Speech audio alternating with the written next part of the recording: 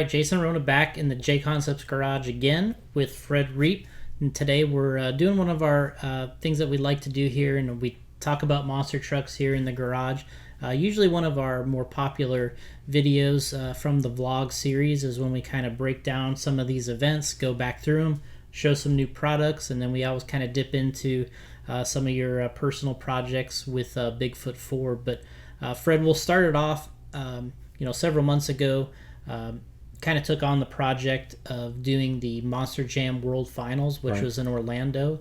And, every year, for several years now, they've had the RC Monster Jam World Finals. And you've competed many times, been a winner out there in Vegas on a couple occasions. And, now we have more trucks in the market than we did when we started doing these events. And, now we got the Losi LMT out there on the market. And as you kind of started prepping for this event, you kind of took it upon yourself to, you wanted to work on this truck. You had an identity here with Slinger that you were going to represent the 30 anniversary.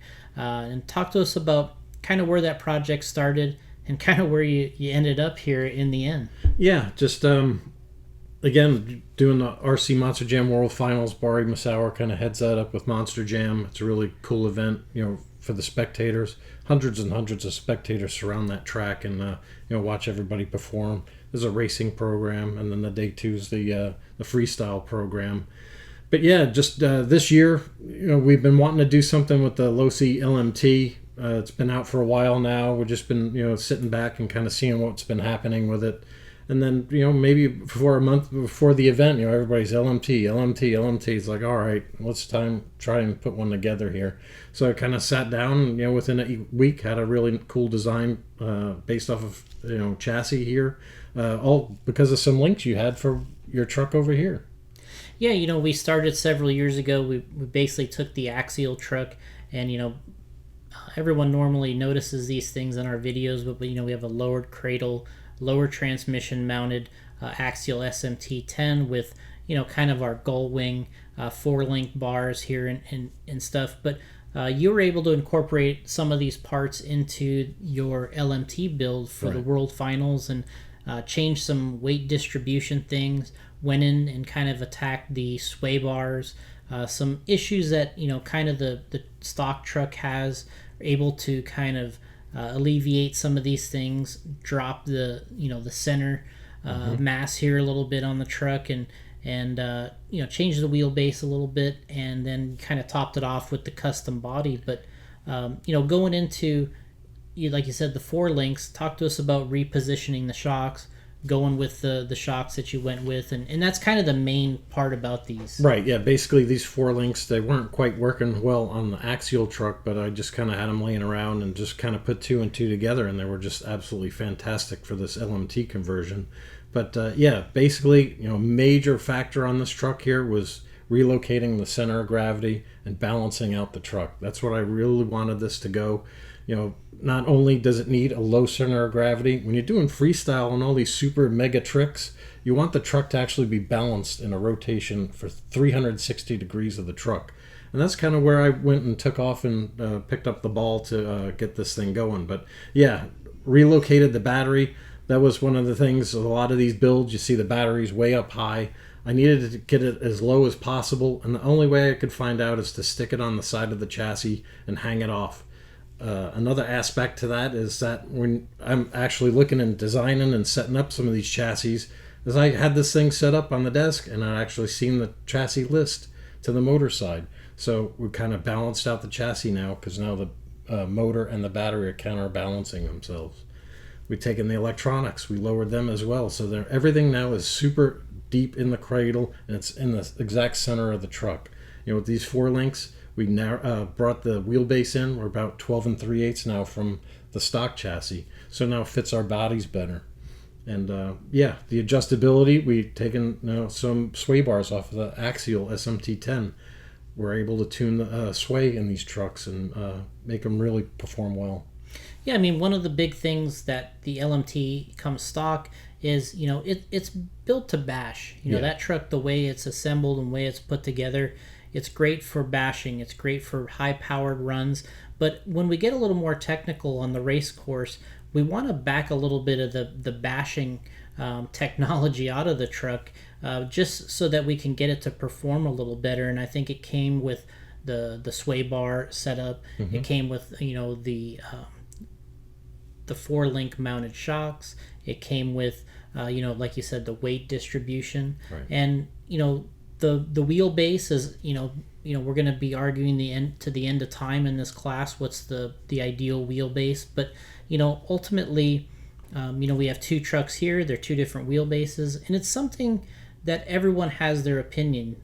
And this is a weight distribution thing when you get into wheelbase, when you get into where the weight is in relationship to the length of the truck. These are all the things that are factors. But ultimately, when you're running tight courses, it never hurts to have a somewhat shorter truck. Right. The advantage of the longer truck is jumping, long jumps, trying to eliminate wheelies and things like that. But the shorter the truck is, you get back into, if you're going to do a little freestyle, the shorter truck performs better in the freestyle. You get more of that, those tricks become more possible. The shorter the truck is, you get that those revolutions become a little more easier. Right. And so all these things are part of the design of each one of these trucks, and it's kind of what's unique and a little hobby based about the monster truck game is at the moment there is no cookie cutter way to do this. Yeah, there's no perfect answer. Yeah, and I think that's what's kind of fun about it. And obviously this was your take. You had a goal at this World Finals to come out and make a good racing performing truck, but also kind of go back to it, and you wanted to have a good performance with the freestyle. Yeah, that's one of the main things. I'm getting up in age. My skills and driving and racing are kind of going away from me. Just watching. These younger kids now, the way their hand and eye coordination are going, they're really fast, and that's all right. We'll give it to them. But this old guy, he loves the freestyle, and we'll go out there and put on a great performance. And another thing with this chassis, we did keep some bashing in mind. We located the wheelie bars, front and rear. So you can do some slow. You don't want to bash and land on the chassis, but for some nice low end nose crawls or some slow wheelies, it's great because it can just ride on the back of the chassis or the front. Yeah, I mean, as the years go by, they're getting a lot more creative in the real one-to-one trucks in terms of the tricks they can do, and that was another thing you wanted to concentrate on is you were trying to bring some of the real tricks to the RC with the wheelies and the stoppies and that's the reason for the position of the wheels front and rear, right? Right. Yeah. Just in the truck, the way it's set up right now, it's a great rotating truck. You can get this thing and basically rotate it on itself.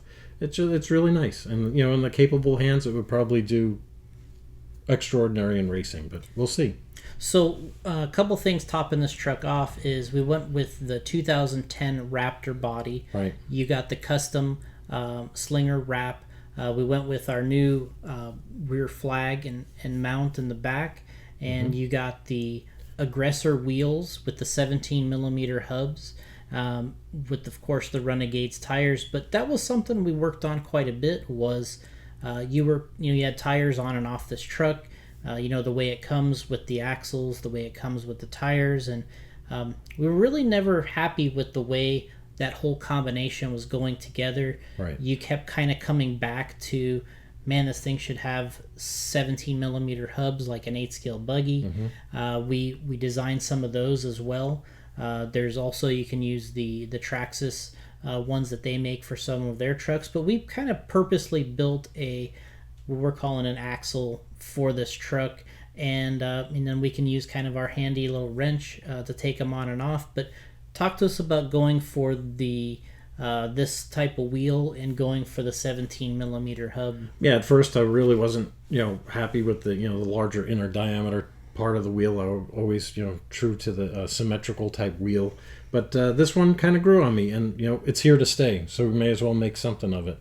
So that's one of the major aspects that we looked at this one is get that 17 millimeter hex end nut in there, because a lot of these, when you're doing the heavy horsepower, the tricks and things like that, even in racing, you have the tendency to back these little wheel nuts off. And this is where the 17 millimeter nut really takes a grip in that wheel, and you don't have to worry about it at all. You just go out there and have some fun.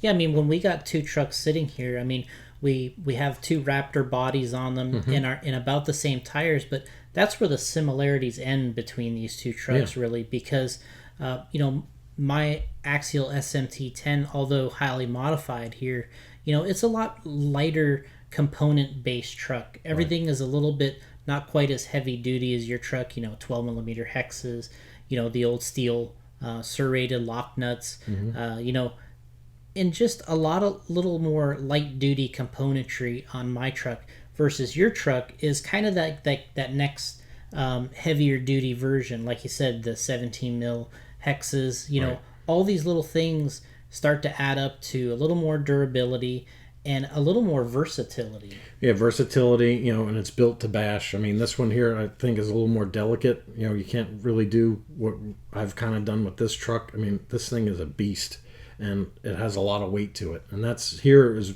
when you start beefing things up and you adding more weight to it, you got to make the components be able to perform along with it. So, I think we hit a good home run with this one out of the park. So talk to us a little bit about, Slinger, Gunslinger, the 30 years, and kind of how you outfitted this. I mean, you put on a good show out there with the freestyle, had a lot of fans, obviously very supportive of the identity and everything like that. Talk to us about kind of how you put this together and just, putting in the run and then kind of the 30 years of Gunslinger. Yeah, when Barry asked me to, if I could do the Slinger, it was a great honor because, I've known Scott Hartsock for many, many years and been following him throughout his career. And, I'm not a great writer or anything like that, but when he passed on, this was a really nice way to pay him back and give him much respect. So, I'm glad we did it, and I'm glad we pulled off a freestyle win for him. And 6-shooter to the sky for Scott. We came in cock-locked and ready to rock, and that's just what we did. But, the connection to Slinger, Barry had the wrap. We did some adjustments just to make it just right. And, Orlando is Scott Hartsock's town. So, the Slinger fans out there, the greatest Monster Jam fans in the world down here in Orlando. So, we put on a show and, we got the results. Yeah, it looks fantastic. So, not long after that, it was basically an event there at the World Finals where we had not only freestyle, but we had a great racing bracket. Great racing. And they had the one-to-one racing going on inside. They wanted to emulate the real track, the one-to-one to the RC. So talk to us about, the racing, kind of how the racing went. We had several different kind of categories. We had our normal racing bracket. We had some special Gravedigger racing brackets, and, kind of go ahead. We had some celebrity racing. So we had a little bit of an array of things here because this is in front of the people. Yeah, it's in front of the people. Everybody's there. They get competitive because they're racing. Everybody wants to win, but all in all, it's for the fans, the Monster Jam fans. So that's a major portion of it is having fun, putting on a great show for the fans. The drivers and the racers. It was a heck of a weekend. We had tons of different changes in the surface. When we came in, it was absolutely beautiful. The guys, the crew did an amazing job, but the rains came. We're in Florida, so a perfect track one day starts drying out, so you slipping and sliding a little bit, and then you get monsooned on, and then you have a big gigantic mud pit. So it took those guys hours and hours and hours to try and get something operational, but just to be able to adapt. Our Renegades tires, they were perfect for it. We had a great finals with Ethan Saunders, who you were close with all weekend. You guys were helping each other with the vehicles, getting dialed in, and he ended up in the finals. Him and Trevor Adamo, I believe, and Ethan got the win. It's Overboard, Avenger, the final round of the Monster Jam RC World Finals. Drivers ready? Watch the lights. And we're running. Down the dash stretch they go. Throttle pin. Avenger gets over that turning car. Gets a little sideways. He recovers. Overboard. He'll be working the outside, the crossover over the top. Avenger throttles up into the final corner. Here comes Overboard. Final jump. Avenger, your winner! Give it Congrats to the 25th anniversary Avenger, Ethan Saunders out of New York. Fantastic job doing the driving. Let's hear it for Trevor Adamo as well, the runner-up. Great job, all these RC Monster Jam drivers. Avenger, come bring it back over to this side of the track. And Avenger, Ethan Saunders, your winner.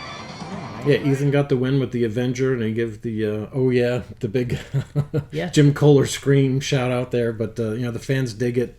He was loving it, and again, it's all for the fans, and they really get pumped up when these guys win with these trucks. And we went into obviously with Bari, he had a celebrity race. He was racing himself as well. He's a good RC driver, and we had a friend of ours, Cody Saucier, who was also out there running. We got these drivers on the track. Some of them have RC experience, some of them don't. Right. Of course, the guys that have a little more experience tend to get up there into the finals. But talk to us about how that kind of shook down there towards the end. Yeah, I guess there was 12 plus 1-1 drivers out there. Everybody had their own identity, to go along with their 1-1 truck. But ultimately, yeah, you could see the ones that haven't really messed with the RC before. And Cody, he's wheeled one of these things before, and he had a great final against Bari. Bari Massauer, the RC clear fan favorite. He's looking to defend his title here.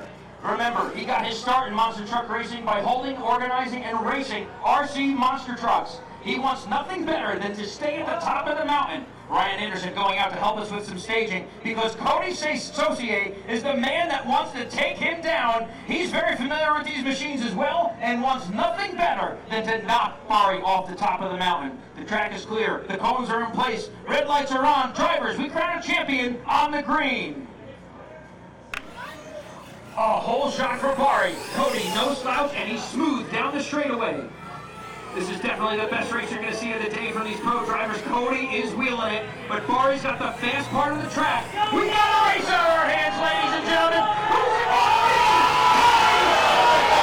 And the Dragon! Incredible! And a new RC champion of the monster truck world is Cody Saucier. Bari just had a little bobble at the end, and Cody was right there to get it. So congratulations to Cody.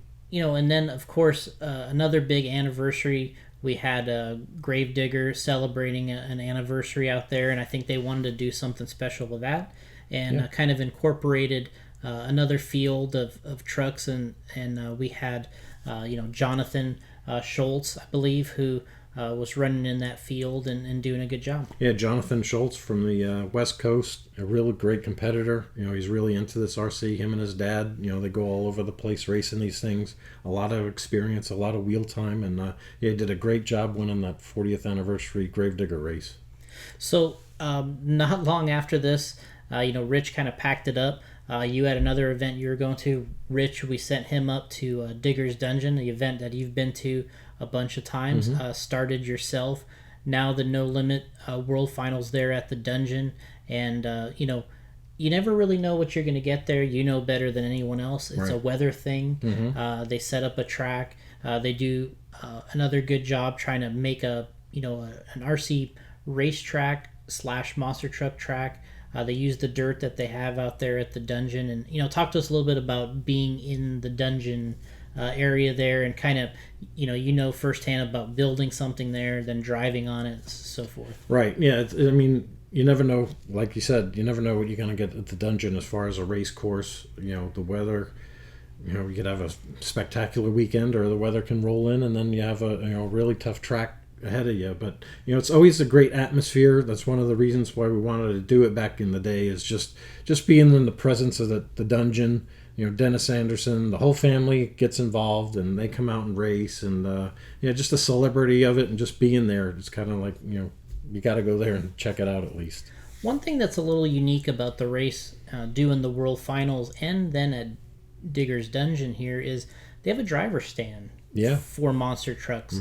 And that's different because traditionally, when we come from the off-road background, everything's a driver's stand. Yeah, you're used to a driver's stand. But when you're racing RC monster trucks, traditionally you don't necessarily have a driver's stand. You can kind of stand anywhere you want.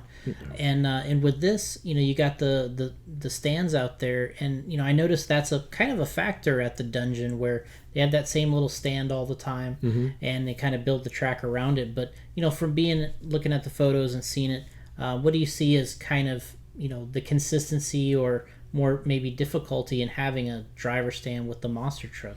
Yeah, sometimes just being down on the floor is a totally different perspective. I kind of call it a stadium type seating when you're sitting in the driver's stand, because you're actually looking down on the truck. You're not actually seeing it, pitch in the air. You're kind of just following the top of the thing. But the Digger's Dungeon track, you're usually down by the starting line, watching the race. Where on the World Finals track, you have 2 driver stands, one on each side for each lane, and you usually swap. But it gives you a little longer distance of perspective, more like an off-road track type feel. So, obviously we had a good crew out there. We had Dustin Spallone, I believe, was out there running for his 2nd year in a row. Then we had Jayden Doyle, who's really stepping up his RC racing game. He doesn't just do monster trucks, he races off-road. He's kind of really got the package right now, the all-round driving package in all these classes. And he went in with the Pro Mod 2.2 in retro and did a clean first place sweep of those 3 classes. And if you come into these events, those are kind of the ones you want to win. Yeah, those are the the major classes that you want to get in there. And Jayden, ever since a little guy, he's growing up watching him doing this stuff. He's really stepping up his game and working his way up through the ranks. And he's a real fierce competitor. And doing the off road. I know Sonnie Santucci is the same. You kind of mix in some off road driving. It helps your skills doing these monster trucks as well. Anytime you're wheeling these things, you're learning something. Yeah, you spoke of Sonnie. He won the LMT class. He either gets 2nd or 3rd in the other classes when Jayden won. So these guys are kind of a little bit on a tear right now. Yeah. You add Ethan into the mix, who was another down. Fierce competitor. Yeah, and I mean we have a really deep field of competitors in RC monster trucks, and I mean just showing where those guys finished at the dungeon. I mean, you can see that they were there and they were for real. Yeah, they were for real. And I know Sonnie, he's attended one of these World Finals races too, and he's up and you're probably running him in the finals as well. So some really fast guys, the kind of the next generation now stepping into the mix and really making a name for themselves. So it's going to be exciting over the next few years to see where this all goes. So kind of moving along, we like to talk a little bit and get an update. Everyone kind of looks forward to the Bigfoot 4 update. And, this is a great opportunity for you and everybody else to kind of get in and see kind of the inner workings of, what's next and what's being worked on at the time. And, doing these vlogs, we're kind of getting a little bit of a step-by-step here. At some point we'll have to cut these up into sections and we'll have one long Bigfoot 4 section. But talk to us. You've been making some trips again. The guys have been working hard, coming together on the truck. And, I think last time we talked, chassis, axles, that type of thing. And now, where are we at?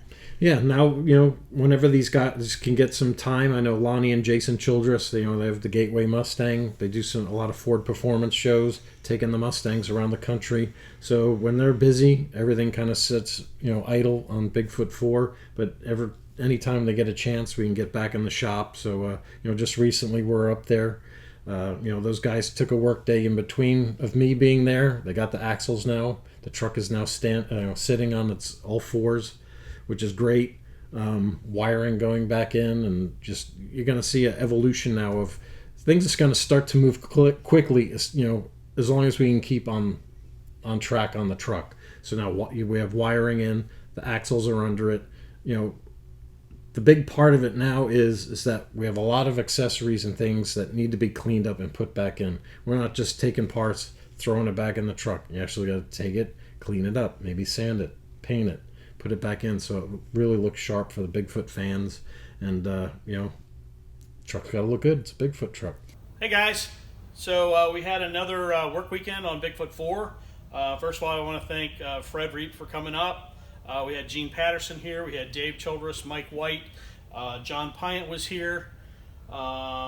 Eric Harris helped us a little bit. So had a pretty full crew, and actually Bill Bufka, who was the original one of the machinists at Bigfoot for like a lot of the 90s into the early 2000s, I believe. So he did a lot of work on 14, 15, number 10, number 11, those trucks. He did a lot of work on that stuff. So anyway, got a lot of little things done. We got the brakes back on both ends.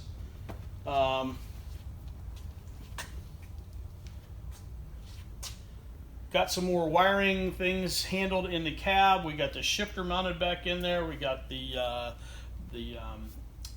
radio, the lane radio back in. The switch panels mounted for good. Lane lights up there. We got the gauges pretty well roughed in up there. Just tidied up some wiring in there. It's kind of hard to see right now, but we got some wiring tidied up in there.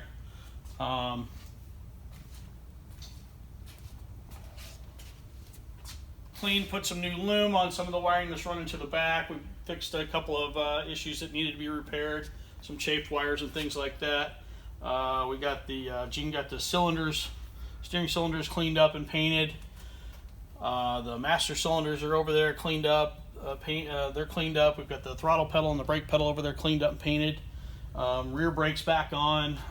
Mike White got the rear steering pumps cleaned up and painted, and we've got those back in the truck. So, like I said, it doesn't seem like a lot, but all this little tedious stuff, cleaning up, detailing, painting, it takes a long time. We had a little issue back here with a strip bolt, so that slowed us down a little bit, but it's all coming together, and hopefully before too much longer, the old girl will be back to its old glory. Yeah, I mean, this truck itself is just, it's coming together really nice between the paint and, you know, the axles like you talked about. But being there recently, you know, kind of working on this thing, you notice some things, like you said, sometimes it's 2 steps forward, 1 step back, right. 2 steps forward, 1 step back. Mm-hmm. But kind of walk us through a little bit what, you know, the experience there. You said you got to clean all these components, you know. Yeah. Anything that was inside, anything that was mounted, you had it either tagged or labeled, and you have it stored, and you have to bring it out and then do your cleaning and then try to figure out how to put it back together. Yeah, that's where Lonnie and Jason Childress and the guys there at the shop, you know, they do a super job because, you know, with all their Mustang restorations, you really have to know where these parts go. Sometimes these things can sit idles for years. So you got to have the photos, you got to tag, you know, wires and things like that. And then when you're cleaning this stuff, you know, back and putting it back in the vehicle, you have to look at it. You know, is there a chafed wire? Is there a broken wire? Is there a corroded wire? So I've been going through, you know, my last trip was working on the wiring with Lonnie. You know, we found some problems. So you got to take care of it there. We don't want to be out in front of a crowd and have some, you know, broken wire or loose wire somewhere, you know, spoil the show. But yeah, it's a lot of work. It's, you know, time consuming, and it just has to be done right.